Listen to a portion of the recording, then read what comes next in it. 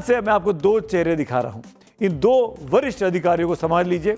Free and fair exam तरीके से exam कराने की जिम्मेदारी एनटीए के इन दो महानुभावों के पास है। एक का नाम है प्रदीप कुमार जोशी, जो कि बहुत अच्छे शिक्षाविद माने जाते हैं, एनटीए के चेयरपर्सन हैं, और दूसरे का नाम है अभिषेक सिंह, जो कि बहुत ही काबिल आईएएस अधिकारी माने जाते हैं, एनटीए के मेंबर सेक्रेटरी हैं और डायरेक्टर जनरल हैं। आज इन्हीं अफसरों से देश सवाल पूछ रहा है। इसके अलावा 12 वरिष्ठ अधिकारी हैं जो एनटीए की गवर्निंग बॉडी में आते हैं। हर साल करोड़ों रुपए सिक्योरिटी प्रोटोकॉल के नाम पर खर्च किए जाते हैं। हर परीक्षा में जैमर्स लगाए जाते हैं, बायोमेट्रिक्स होती हैं, सीसीटीवी से निगरानी की जाती है, छात्रों की बुरी तरीके से फ्रिस्किंग की जाती है, कड़े, चप्पल, घड़ियां, टोपी, जैकेट सब उतरवा लिया जाता है। उसके बावजूद भी छात्र तो कुछ नहीं कर पाते बेचारे, वो तो इस फ्रिस्किंग के फेरे में रह जाते हैं। लेकिन पेपर करवाने वाले, जी हाँ, पेपर करवाने वाले, चाहे वो ये अधिकारी हो या इनके मातहत काम करने वाले सैकड़ों हजारों लोग, वो कहीं ना कहीं मिली भगत कर करप्शन कर पेपर को लीक करवा रहे हैं। गजब चल रहा है इस देश में। अगर एनटीए करोड़ों छात्रों की परीक्षा का जिम्मा लेती है, करोड़ों रुपए की फीस लेती है, तो पेपर लीक होने की जिम्मेदारी भी एनटीए के अधिकारियों पर ही है। छात्रों को यह जानने का हक है कि उनके भविष्य का फैसला करने वाला फॉर्मूला क्या है।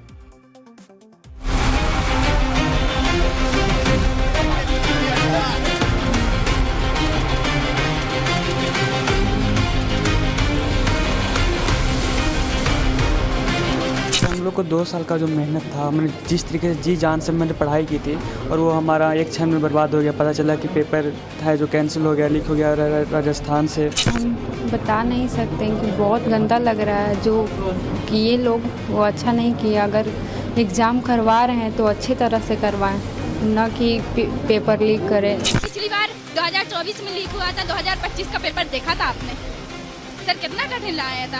इस बार 2027 में भी यही करेंगे, वो पेपर टफ कर देंगे, 1 साल और बर्बाद जाएगा। हमने इस मैटर को सीबीआई को इंक्वायरी को दिया है, और हम इस तरह के जितने लोग खुराफात किए हैं उनको पकड़ेंगे, उनको जेल भेजेंगे, ताकि बच्चों का भविष्य किसी भी प्रकार से एडवर्सली प्रभावित न हो। इसके साथ ही हमने यह भी कहा कि बच्चों के लिए हम दोबारा परीक्षा कराएंगे, जो कि एकदम फेयर तरीके से होगी, जिसमें किसी भी तरह की अनियमितता नहीं होगी। नेल्सन मंडेला का नाम तो सुना होगा आपने। साउथ अफ्रीका के बहुत बड़े नेता रहे, दुनिया भर में इनका नाम है। इनका एक कोट पढ़ के सुनाता हूं। Education is the most powerful weapon which you can use to change the world.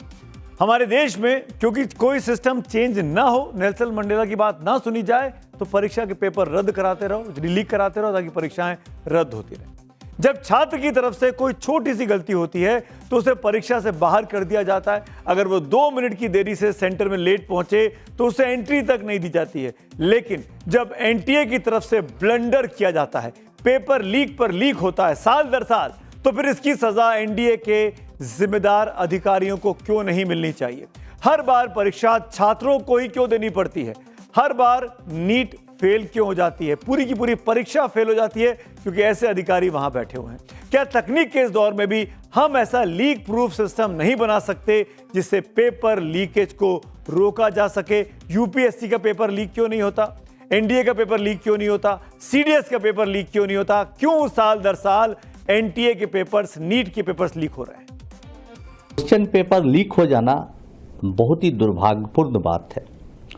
देखिए, 2024 में घटना घटी, 26 में घटना घटी है। बच्चे बहुत घबराए हुए हैं, परेशान हैं। ऐसी परिस्थिति में सबसे पहले हम उन बच्चों को भरोसा दिलाना चाहेंगे, उनको उत्साहित करना चाहेंगे जो काफ़ी घबरा गए हैं।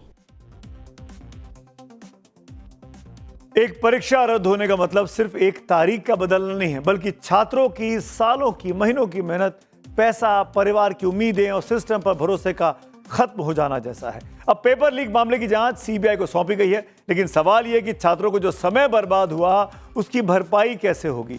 कैसे छात्रों का भरोसा सिस्टम पर वापस लौटेगा? और जब तक हम सिर्फ जांच करते रहेंगे और जड़ तक नहीं पहुंचेंगे, तब तक 3 मई जैसी तारीखें आती रहेंगी और छात्र सड़कों पर खड़े होकर यही पूछते रहेंगे, मेरी मेहनत की कीमत कौन देगा? बहुत बुरा लगता है पूरा साल हम प्रिपेयर करते हैं, इतनी हम मेहनत करते हैं, like there are so many sleepless nights, so much hard work that we put in, but last में ऐसा हो जाता है तो हम बता भी नहीं सकते कैसा लगता है।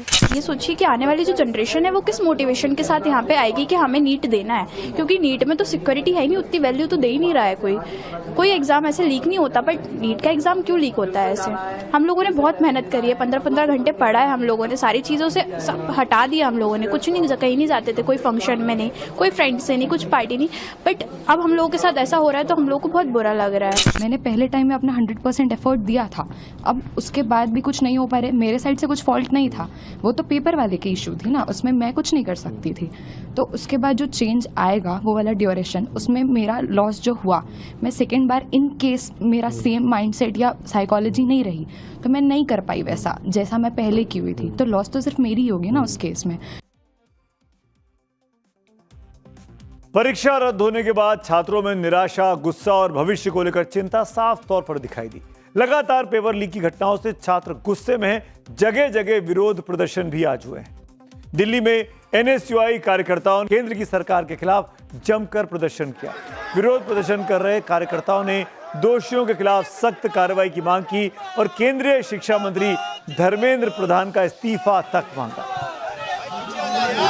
विद्यार्थी जो है, पूरे देश के विद्यार्थी जो हैं सड़कों पे हैं, नीट के विद्यार्थी सड़कों पे हैं, वो मांग कर रहे हैं कि सरकार कहाँ है, सरकार कहाँ है। आज जिन लोगों ने पूरी मेहनत और ईमानदारी से नीट के पेपर की तैयारी की, आज उनके भविष्य को 5-5 हजार 10-10 हजार में जो है व्हाट्सएप पे और टेलीग्राम ग्रुप में जो है बेचा गया है। देश भर से करीब 22-23 लाख बच्चे सरकार से सवाल पूछ रहे हैं। देश के शिक्षा मंत्री पर सबकी निगाहें हैं।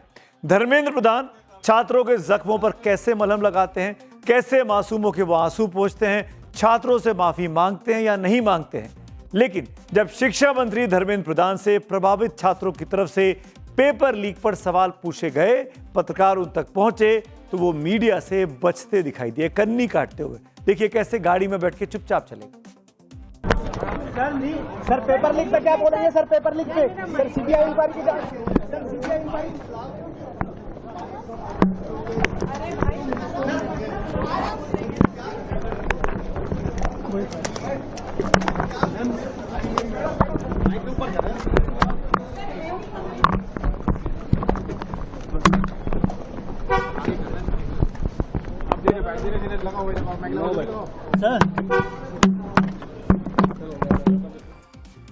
अब चुनी हुई सरकार के चुने हुए मंत्री हैं, राज्य देश में सांसद हैं, वरिष्ठ मंत्री हैं। उम्मीद की जा रही थी कि शिक्षा मंत्री होने के नाते वो तमाम पालकों को, तमाम पेरेंट्स को, तमाम छात्रों को कोई ना कोई भरोसा देंगे, अपनी बातों से उनके घावों पर मरहम लगाने की कोशिश करेंगे। लेकिन मीडिया के सवालों के जवाब धर्मेंद्र प्रधान ने नहीं दिए, देने चाहिए थे। पेपर लीक हो गया, परीक्षा रद्द हो गई, ऐसे में शिक्षा मंत्री से सवाल तो पूछे ही जाएंगे। खैर, उन्होंने जवाब नहीं दिए, लेकिन राहुल गांधी ने पलटकर सरकार पर जरूर सवाल दाग दिए। राहुल गांधी ने एक्स पर पोस्ट करके लिखा, 22 लाख से ज्यादा छात्रों की मेहनत, त्याग और सपनों को इस व्यवस्था ने कुचल दिया। यह सिर्फ नाकामी नहीं, युवाओं के भविष्य के साथ अपराध है।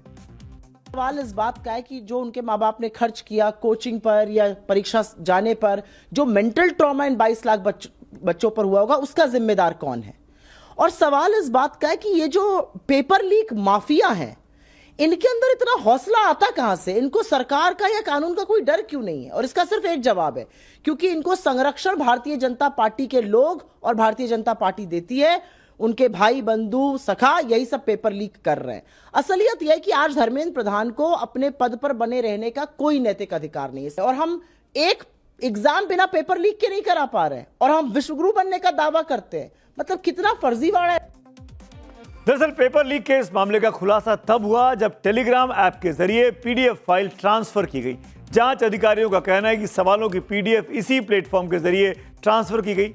बताया जा रहा है कि इस ग्रुप का नाम प्राइवेट माफिया, जी हां, प्राइवेट माफिया रखा गया था। इसमें 400 मेंबर जुड़े हुए थे और इसका पासवर्ड एसओजी को शक है कि यह नेटवर्क सिर्फ राजस्थान तक सीमित नहीं था, इसमें कई राज्यों के लोग शामिल हो सकते हैं। अब जान लीजिए कि कैसे ये पेपर लीक हुआ और कैसे नीट की परीक्षा को रद्द करने में 10 दिन तक का वक्त लग गया। नीट की परीक्षा 3 मई को हुई थी। 4 मई को राजस्थान के सीकर से पेपर लीक हो गया। माफ करिएगा, 3 तारीख को परीक्षा होनी थी। 1 मई को राजस्थान के सीकर से पेपर लीक हुआ। 2 मई को सोशल मीडिया पर पेपर वायरल हो गया। इसके बाद 3 मई को छात्रों ने नीट यूजी की परीक्षाएं दी, यानी पेपर लीक होने के बाद ही परीक्षा हुई। 4 महीने पेपर लीक होने की खबर ने जोर पकड़ लिया, लेकिन इसके बावजूद 5 मई को सबसे पहले एनटीए ने, नेशनल टेस्टिंग एजेंसी ने कहा कि यह तो अफवाह है, ऐसा कोई पेपर लीक नहीं हुआ।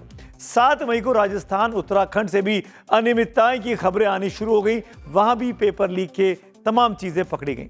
इसके बाद 8 मई को एनटीए ने राजस्थान एसओजी को जांच सौंपी। 9 मई को सीकर, झुंझुनू और देहरादून से 18 आरोपी हिरासत में लिए गए।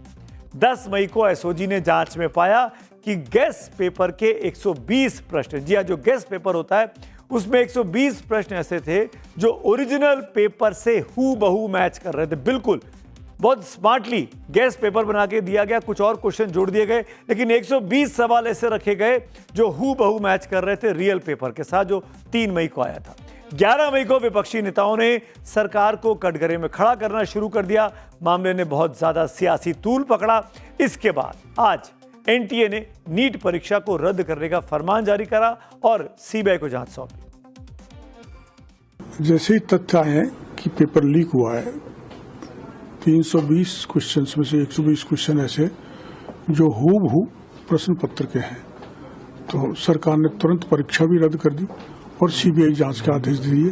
अब जो भी कोई दोषी है, चाहे वो केरल का हो चाहे सीकर का हो, अब नहीं बच पाएगा।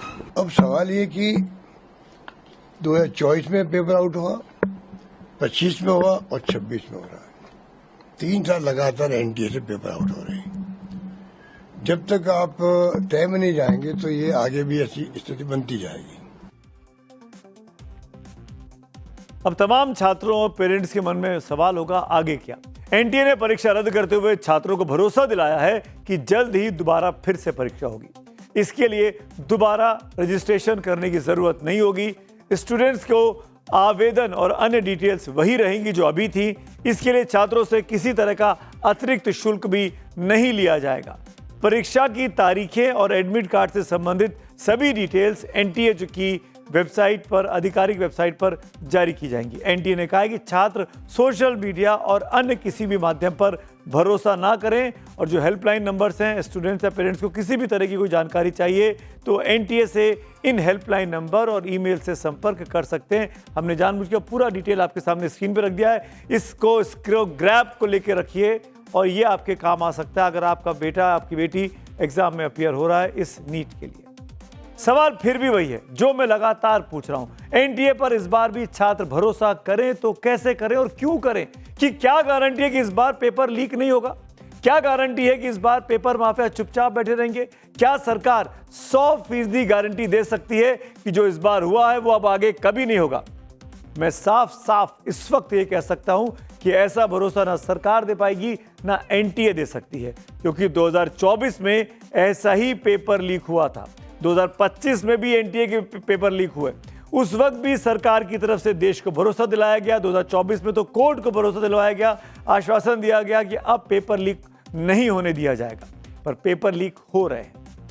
नेशनल टेस्टिंग एजेंसी यानी एनटीए को 2017 में बनाया गया था ताकि पेपर्स में होने वाली धांधलियों को पूरी तरीके से खत्म किया जा सके और एक सेंट्रलाइज सिस्टम हो सके किसी भी मेडिकल एग्जाम के कंडक्ट करने का। लेकिन 10 साल बाद भी ऐसा नहीं हो पाया है। हर साल लाखों छात्र दिन रात मेहनत कर नीट की तैयारी करते हैं, लेकिन जब पेपर लीक हो जाता है तो छात्रों का भरोसा और सिस्टम से विश्वास उनका उठने लगता है, क्योंकि ये कहानी हर साल की है। देश में हर साल औसतन 8 से 10 बड़े पेपर लीक हो रहे हैं।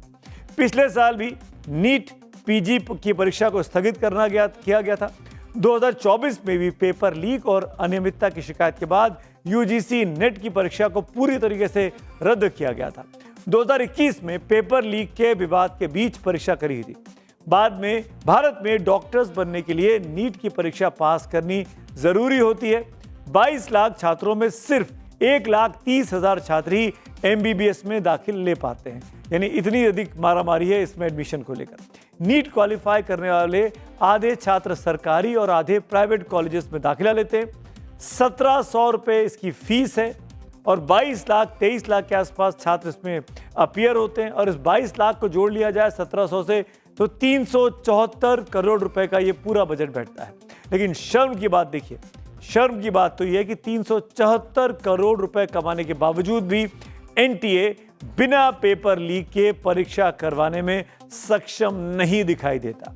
जो छात्र भविष्य के डॉक्टर बनने की रेस में हैं, रात दिन जिनको पढ़ाई करनी चाहिए क्योंकि उनको आगे जाकर तीमारदारी करनी है, डॉक्टरी करनी है, देश की स्वास्थ्य व्यवस्था को ठीक करना है, ऐसे में अगर वो पेपर लीक करके पास हो रहे होंगे तो सोच सकते हैं कि देश की सेहत के साथ, देशवासियों की सेहत के साथ कितना बड़ा खिलवाड़ हो रहा है। तो हमें सोचना होगा कि हम भविष्य में कैसे डॉक्टरों से इलाज कराएंगे और ये सिस्टम को दुरुस्त रखने की जिम्मेदारी एनटीए की बनती है, सरकार की बनती है, तभी पूरी की पूरी व्यवस्था दुरुस्त हो पाएगी।